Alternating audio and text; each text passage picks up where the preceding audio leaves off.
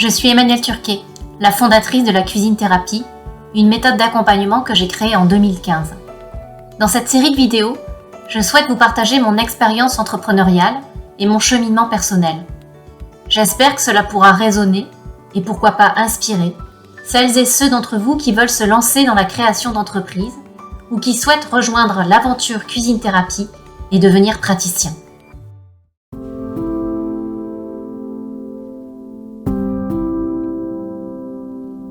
Je me suis longtemps perçue comme quelqu'un de très cérébral. C'est le syndrome de la bonne élève, pas du tout bonne en arts plastiques, pas du tout bonne en sport, etc.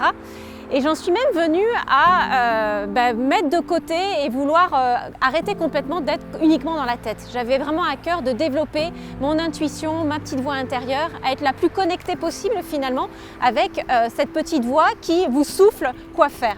Et ça a été vraiment une recherche en amont de la cuisine thérapie. Alors la cuisine thérapie, c'est vraiment une histoire d'intuition. J'ai parfois l'impression que j'ai canalisé quelque chose, qu'il y a quelque chose qui m'est venu de je ne sais où, des mondes invisibles ou je ne sais pas ce qu'il faut dire.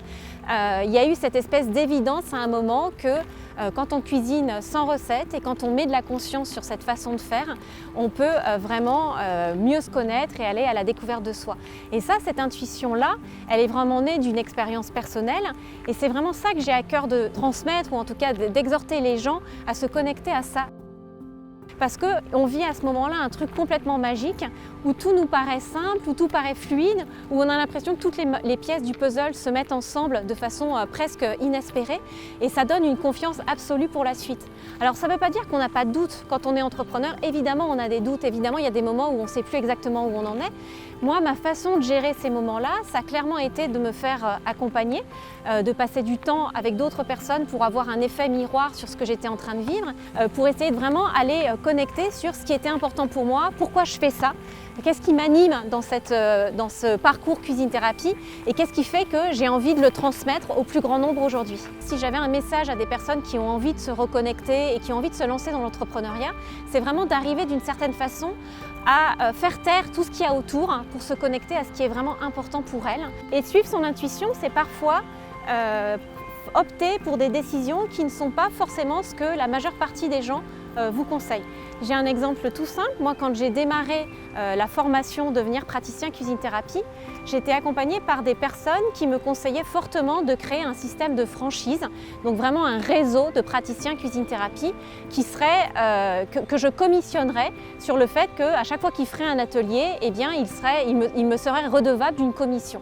Et moi, ça ne me parlait pas du tout, ce système-là.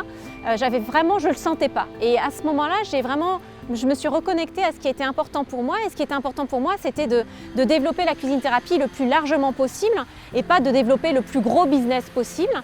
Et du coup, j'ai vraiment eu envie de former des personnes, de les rendre autonomes en leur donnant toutes les clés pour devenir praticiens et ensuite de les laisser libres de créer elles-mêmes leur propre business, de s'approprier elles-mêmes les clés de la cuisine thérapie pour le développer avec qui elles étaient au moment où elles se sont lancées. Donc ça, c'est vraiment un exemple de quelque chose qui, a priori, peut sembler un peu contre-intuitif et qui pourtant a été, à mon sens, la clé du succès. Et c'est vraiment quelque chose qu'on transmet dans la formation. On a vraiment à cœur à ce que les personnes qui suivent la formation devenir praticien cuisine thérapie soient les plus autonomes possibles, c'est-à-dire qu'on ne leur donne aucune réponse. On n'est pas là pour leur donner des solutions toutes faites, on les invite eux-mêmes à trouver leurs propres clés.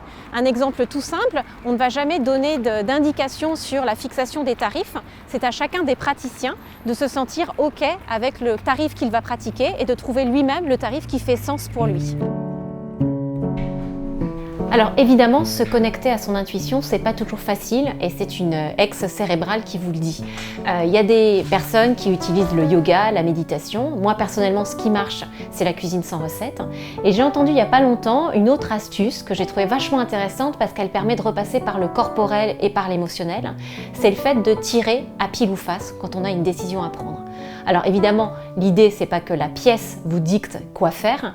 L'idée, en fait, c'est d'être vraiment attentif à ce qui se passe en soi, au niveau corporel et au niveau émotionnel, au moment où la pièce retombe et au moment où vous allez du coup découvrir si c'est pile ou face.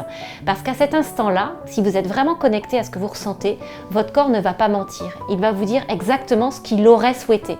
Donc soit c'est pile poil ce que vous attendiez et vous allez tressailler de joie, soit ça va être face et c'était pas du tout ce que vous attendiez et vous allez sentir qu'il y a quelque chose qui se crispe, qui se tend à l'intérieur de vous. Donc encore une fois, pile ou face, pas forcément pour que la pièce décide à votre place, mais ça peut être une bonne technique pour se reconnecter avec ce qu'on a vraiment envie, soi, au plus profond de soi. La baseline de la cuisine thérapie, c'est réinventer sa vie sans recette. Et c'est vrai que moi je parle beaucoup de réinventer sa vie professionnelle, de reconversion professionnelle, mais à la limite cette baseline, elle peut s'appliquer à tout. Elle peut s'appliquer à son couple, à sa famille, à ses enfants, à sa façon de gérer toutes les pans de sa vie. En fait, ce qui est intéressant, c'est vraiment de se reconnecter à soi, de repérer les fois dans la vie où cette petite musique ne sonne plus juste. Parce qu'en fait, ce dont il faut se souvenir, c'est que l'échec, il n'existe pas. L'échec, c'est vivre avec des regrets selon moi. C'est ne pas avoir, à un moment donné, eu le courage de faire différemment parce qu'il y a quelque chose d'autre qui nous appelait. Et c'est à ça que j'ai envie d'exhorter les gens par mon expérience de la cuisine thérapie, c'est de vraiment réussir à se reconnecter à soi pour faire ce qui leur semble juste et ce qui va les rendre heureux, tout simplement. Parce qu'en fait, il n'y a pas de recette du bonheur, il faut vraiment se souvenir de ça, c'est à chacun d'inventer la sienne.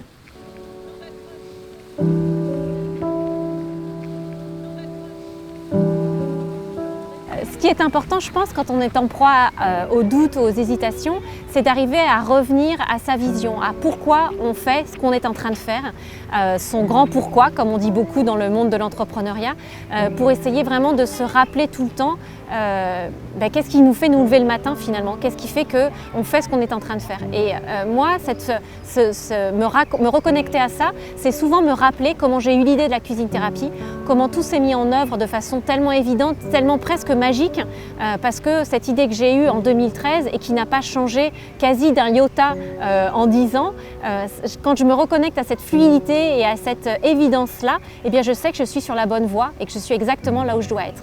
On dit souvent que la création d'entreprise, c'est un cheminement professionnel. Moi, je suis persuadée que 80 à 90% du succès d'un entrepreneur, ça tient au contraire à son mindset, c'est-à-dire à son état d'esprit, à ce qu'il est en capacité de faire vivre, à cette faculté à se reconnecter à son feu intérieur et finalement à toute cette intuition qu'il arrive à faire vivre et à ressusciter en permanence au quotidien. Alors c'est vrai que je n'ai pas créé de famille, mais j'ai la sensation d'avoir une famille avec cette cuisine thérapie, avec cette communauté de praticiens. Dans les moments un peu down, c'est à ça que je me raccroche en me disant que de toute façon, c'est ma voie et c'est pour ça que je suis venue sur cette planète.